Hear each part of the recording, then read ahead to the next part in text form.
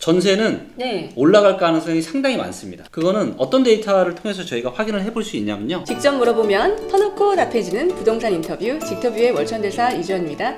지난 시간에는요 리치톡톡님 모시고 리치고를 보면서 부동산이 거품을 낀 곳이 어디고 거품이 끼지 않은 곳은 어딘지 이런 고평가와 저평가에 대한 이야기 심도 있게 또 금리 이야기까지 나눠보았는데요. 그거를 조금 더 깊게 보고 싶어요. 아, 네, 알겠습니다. 예, 제가 한번 보면 안 나요. 네, 집요하게. 알겠습니다. 이제 리치고에는 이제 몇 가지 이제 저평가 인덱스들이 있는데요. 네. 그 중에 이제 대표적인 게 요 이제 매매 전세 저평가 인덱스라는 겁니다.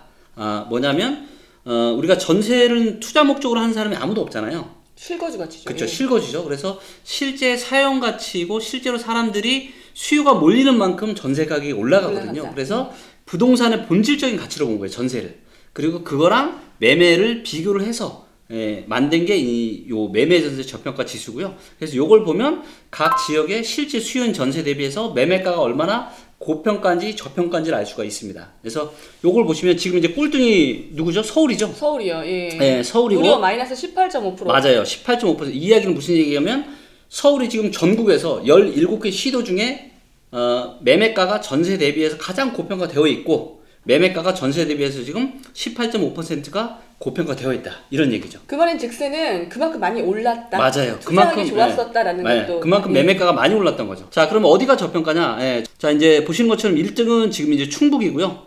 충북이 지금 6.7% 지금 저평가되어 있습니다. 그 다음이 경북이고요. 경북이 4.9%, 그 다음에 전북이 3.6%, 충남이 3.5%, 그 다음에 경남이 2.8%. 자, 그 다음에 어디냐면 수도권에서는 제일 그나마 저평가된 곳이 인천입니다. 어떤 뭐 규제 이런 풍선 효과도 있긴 하지만 인천이 그동안은 어떤 실질적인 가치 대비 크게 많이 오르지를 못했어요. 그래서 당분간은 인천 쪽이 조금 좀 괜찮지 않을까 싶습니다. 작년에는 그 고가주택의 상승세가 18년, 19년 매우 뜨거웠어요. 네. 풍이 좋은 지역, 뭐 강남구, 서초구, 그다음에 마포구 이런 식으로 잠실도 마찬가지고요. 그렇죠. 그런데 이쪽에 지금 가격 변동이 있다, 지금 가격이 빠지고 있다라는 네. 뉴스도 심심치 않게 보이고 네. 이게 맞는지 데이터가 좀 궁금하고요. 그럼 9억 이하의 네. 시장은 네. 어떠한 흐름을 갖고 앞으로 네. 지금 기회가 있을지 아니면 네. 여기도 좀 네. 고평가로 판단되는지 요게 조금 궁금해요. 네네. 네. 서울의 이제 시군구별 플라워 차트를 가지고 설명을 좀 드리도록 하겠고요. 요거의 시간은 제가 작년에 12, 19 대책 이후로 제가 이제 날짜를 좀 바꿔놨습니다. 요 빨간 선의 중심에서 오른쪽으로 움직이면 매매가가 올라가는 거고요. 왼쪽으로 떨어지면 매매가가 떨어지는 겁니다. 그 다음에 밑으로 내려가면 전세가가 떨어지는 거고 위로 올라가면은 전세가가 올라가는 거예요. 그래서 하나의 차트에서 매매가와 전세가를 같이 볼 수 있게 서로 비교해서 볼 수 있게 만들어 놓은 게 요 플라워 차트고요. 근데 보시면 전부 다 우상향을 하고 있죠. 네. 네. 무슨 얘기냐면 매매가와 전세가가 둘 다 올라간다는 올라가고 얘기죠. 있다. 네. 네. 자, 그런데 세 곳은 따로 놀아요. 지금 왼쪽으로 가고 있어요. 위로는 올라가고 있는데 왼쪽으로 가고 있죠. 무슨 얘기냐면 지금 매매가가 떨어지기 시작을 하고 있다는 겁니다. 거기가 어디냐면 서초, 강남, 송파 이 세 곳이고요. 특히나 15억 이상짜리의 고가주택이 가장 많은 곳들이죠. 그래서 지금 고가주택들이 이 고가주택들은 아무래도 이제 어떤 시세를 좀 더 빠르게 반영하는 한국감정 데이터로 봤을 때 매매 가격이 지금 12월 19일 이후로 지금 계속 떨어지고 있구나 이런 것들을 우리가 확인할 수 있죠. 그렇다면 초과주택은 이제 네. 좀 잠깐 주춤한 것으로 턴했다라고 판단이 되면 네. 그러면 이제 대출이 가능한 그렇죠. 9억 이하 네. 작년에 덜 오른 이 9억 그렇죠. 이하의 주택은 어떻게 될 것인가 네. 좀 궁금해요. 작년에 이제 말에 이제 정부가 규제를 펴내면서 당연히 이제 서울은 9억 이하나 아니면 경기도나 인천으로 풍선 효과가 나타날 수밖에 없었는데요. 그런 부분들 때문에 보시는 것처럼 아무래도 이제 중저가 저택이 많이 위치한 이런 지역들이 지금 보시는 것처럼 계속 지금 매매와 전세 가격이 올라가고 있습니다. 자, 그런데 이 서울의 아파트 시장은 전체적으로 봤을 때 지금 상당히 좀 고평가되어 있는 부분인데 요게 이 코로나 사태가 어떻게 될지랑 제가 보기엔 상당히 연관성이 있어요. 뭐냐면 주가 하락이 시작한 지 지금 3개월 됐잖아요. 네. 그쵸? 과거 패턴으로 놓고 보면 한 반년에서 반년 조금 지나면 요게 이제 부동산 시장에 반영이 되거든요. 그리고 이미 고가는 반영이 되고 있고요. 이런 데이터들을 봤을 때 주가가 만약 이대로 그대로 쭉 빠진다. 그러면 아마도 올해 가을이나 겨울서부터는 9억 미만짜리를 할지라도 아마도 그쪽 아파트 시장도 충분히 저는 안 좋은 영향을 좀 받을 거라고 보고요. 하지만 만약에 이 코로나가 좀 약세가 좀 완화되고 반등이 좀 들어온다. 서울의 아파트 가격은 한 내년 초반 정도까지는 상승을 할 수 있고, 근데 그 다음부터는 다시 이제 좀 대세가 조금 이제 좀 안 좋을 꺾일 가능성이 것이다. 그렇게 보고 있습니다.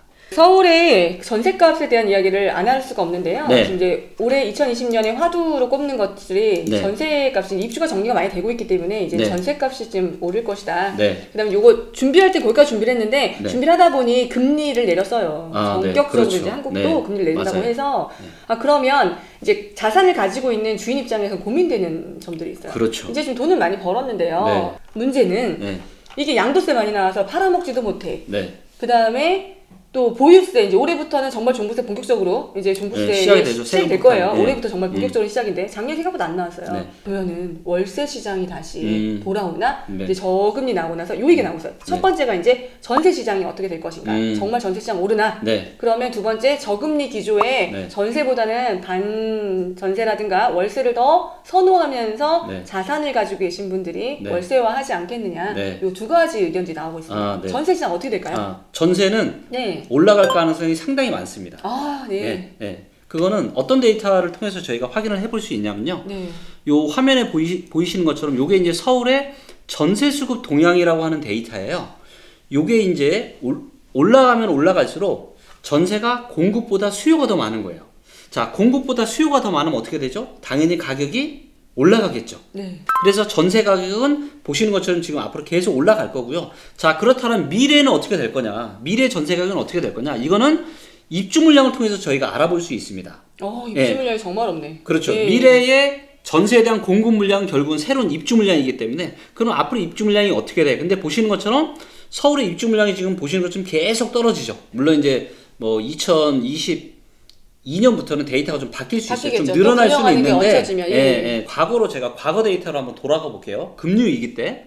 자, 금융위기 때가 이제 2007년 뭐 말 지나고 나서 2008년인데 보시면 이때 이제 전세 수요가 어떻게 되죠? 급속도로 떨어지죠. 네. 예. 근데 이게 이때 입주 물량이 작았냐? 작지 않았어요. 보시는 것처럼. 이게 2008년이거든요. 네네. 이게 이유가 뭐냐면 경제가 안 좋으니까 이동을 안 하는 거예요. 이동을 안 하죠. 그러니까 이제 공급은 작지만 수요 자체가 거의 없는 거죠. 그러니까 공급이 상대적으로 더 많아지게 되는 거고 보시는 것처럼 이렇게 급락을 하게 되는데 향후 입주 물량은 줄어들지만 향후 어떤 경기의 이 코로나로 인한 심각성이 어디까지 될 건지에 따라서 수요가 상당히 많이 줄어들 수 있거든요. 지금도 원래 2월 첫째 주에 약간 장세가 좀 풀리면서 집이 거래가 됐었어요. 근데 반대로 전세는 집을 안 보여주니까 다들 가만히 있다 보니까 이제 소위 전세 끼고 사두신 분들이 네. 전세자를 못 찾아가지고 그래서 발을 동동동 굴렀어요. 2008년에는 이런 기간이 아주 길지는 않았는데 뭐 만약에 경기가 굉장히 심각해진다면 이런 기간들이 꽤 길어질 수 있는 것들은 감안을 좀 하셔야 될 것 같습니다. 그래서 그런 것만 없으면 일단은 데이터로만 봤을 때는 계속 전세는 우상향할 가능성이 많다. 네. 예. 오늘은요 정말 귀를 이렇게 하면서 이제 경청하는 자세로 제가 인터뷰를 진행한 것 같은데 네. 그럼 다시 자산시장에 봄이 올 때도 꼭 네. 알려주실 거죠? 아, 그래야죠. 네, 좋다. 네. 오늘도 리치톡톡님과 함께 리치고를 보면서 고평가된 지역부터 저평가된 지역까지 골고루 한번 살펴보았고요. 오늘 영상도 도움이 되셨다면 좋아요, 직방TV와 함께 부동산 인사이트를 키우고 싶으시다면 구독 부탁드리고요. 저희는 다음 시간에 다시 찾아뵙도록 하겠습니다. 감사합니다. 감사합니다.